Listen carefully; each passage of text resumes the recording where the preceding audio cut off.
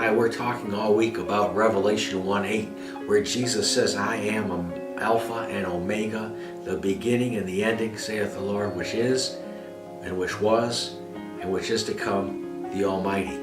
Yesterday we were talking about how Jesus was victorious. Verse 18 went on to talk about how he went down to hell and he came back with the keys of death and hell. And he showed them to John on that island of Patmos when John had that open vision of Jesus. He said, look, I've got these keys. Death and hell. He beat the devil up. And we talked about yesterday, and it's saying Jesus was a victorious conqueror, and he did it for you and me. But here's even better news. He didn't just do it for us. He rolled us into his victory, because here's a verse that you need to know if you hadn't heard it before. 1 Corinthians 15:57.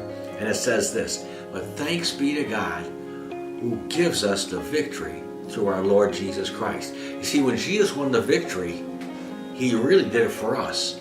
And so we are the ones, you and me, we're the ones who are supposed to be victorious conquerors. Not just Jesus. He did it for us and then gave us the victory. So the victory in life belongs to us as well. I know you go through things, I go through things, but when you get your mindset right, you start thinking differently. If you think like a victor, if you think like a conqueror, everything else looks different. When you think like a loser, you're always looking for the problem. You're always looking for yeah, but. When you think like a winner, troubles come, but you know you're going to beat every single one of them. Why? Because God's for us, not against us. He's on our side. He gave us the tools called faith in His Word to win every single battle. We're the victorious ones. Thanks be to God who gives us the victory.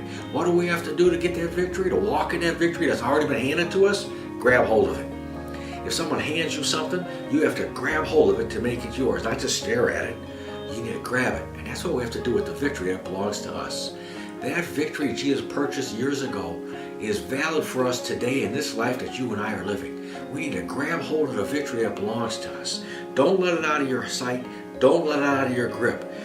Remember in the Old Testament, he was Jehovah. In the Old Testament, he was powerful. He did miracles. Guess what? That was great. But in the New Testament, it's even better. Jesus has those keys of death and hell.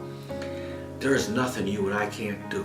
There's nothing that can hold you and me back. God is so for us and loves us so much. Let's realize you're a victor. Say that with me. I am a victor. I am victorious. Now you go and have a great day, and I'll see you tomorrow.